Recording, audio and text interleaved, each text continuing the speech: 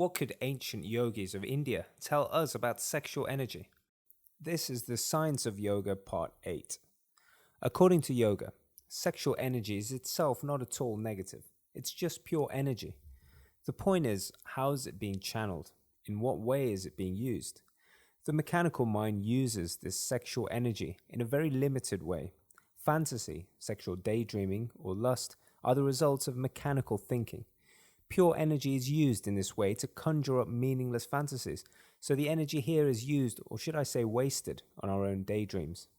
There's nothing wrong with this per se. It's not evil, it's just limited. But when we become aware of this and start to stop it, the sexual energy actually transmutes itself. Transmutation is when sexual energy converts into a higher frequency. It rises and becomes creative, meditative, and joyous. This is the natural use for sexual energy. It's supposed to be channeled in this way, not mechanically wasted.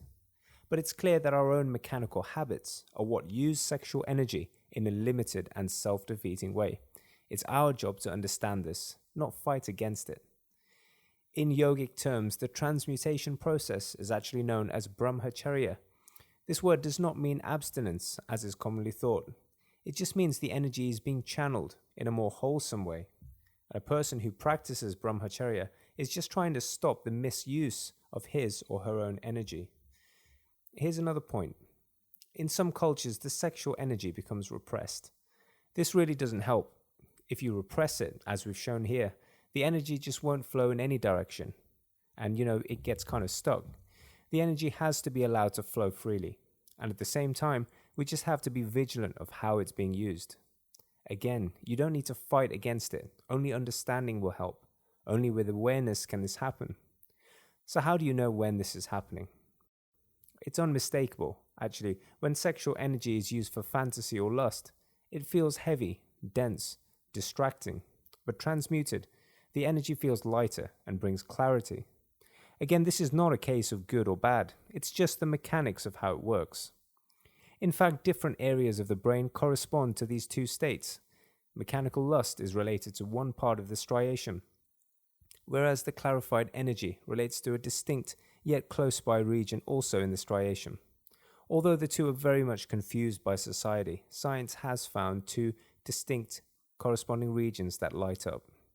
In our experience, however, it's easy to get fooled and not know the difference. Fundamentally, though, any form of thinking, any form of imagination is a characteristic of lust. We find that thinking is a mechanical thing that leads to the misuse of energy. Breaking mechanical habits through awareness is what leads to transmutation. So why transmute the energy at all? Fantasy is not evil, and lust is not a sin, but it is self-absorbed. Just look at it this way. If you have fantasies and thoughts, only you are experiencing them. You're effectively cutting yourself off from the whole of reality in your own little bubble, cocooned and sheltered from life. This has to be quite a limited and not very effective way.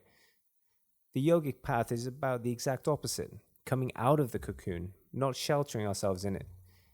There's a misconception that those on this path will wander off into the forest and never seek out people again. This is not true. In fact, the real benefit of this is not to be in seclusion, but to do this in the midst of everyday life. It's a way for anybody to become less mechanical. In fact, true relationships can only happen better when the energy is transmuted and not entirely mechanical. So to summarize, we can see that by stopping the mechanical wastage of our sexual energy, we allow the energy to transmute itself. This is a very big topic of which this is part of the story, so watch out for more updates. And please note the models shown in this video are merely pointers, so don't get too caught up in them.